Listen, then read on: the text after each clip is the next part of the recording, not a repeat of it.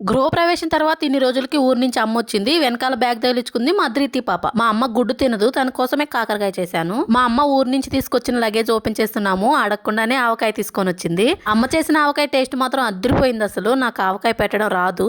ఇంతకు ముందు ఒక కమెంట్ వచ్చింది నాకు, మీకు నలుగురు పిల్లలా అని. ఈ కాలంలో ఇద్దరు పిల్లలు ఉంటేనే తల తిరుగుతుంది, ఇంకా నలుగురు పిల్లలు అయితే అంతే. ఇంకా నాకు ఒక అబ్బాయి ఒక అమ్మాయి అంతేనండి, లక్కీ రిషి. వీడియోస్ లో మా బుడిదాని గురించి చెప్తుంటాను కదా, తను నా కూతురు కాదు, మా తోడికోళ్ళ కూతురు. ఇంకా మా ధృతి పాప వచ్చేసి మా చెల్లెల కూతురు. మా లక్కీకి మామిడికాయ పచ్చడి అంటే చాలా ఇష్టము. ఓపెన్ చేయగానే అన్నం వేసుకొని వచ్చింది. అన్నం తక్కువైంది, పచ్చడి ఎక్కువైంది, అయినా సూపర్ గా ఉందని చెప్తుంది. 3 రోజుల నుంచి ఒళ్ళుగాక తలదూకోకుండా ఎండబెట్టుకున్నాను. అప్పుడే మా లక్కీకి తలదూవింది. నాకు కూడా దూమని చెప్పి మా అమ్మ ముందు కూర్చున్నాను. చాలా రోజులు అవుతుంది మా అమ్మ చేత తలదూచుకొని. డిగ్రీ సెకండ్ ఇయర్ వరకు నేను 2 జడలు వేసుకునేదాన్ని. పెళ్లి తర్వాత జుట్టుని 2 సార్లు 2 జానలు కత్తిరించాను. నా పెళ్లి టైంలో జుట్టు ఇంకా పొడుగ్గా ఉండేది. పెళ్లికి సవరం కూడా పెట్టుకోలేదు. మా ఊర్లో ఒక ఆవిడ అడిగింది, నీ జుట్టుకు సీక్రెట్ ఏంటని. నాలాగా 3 రోజులకోసారి తలదూకోమని చెప్పాను ఆమెకి.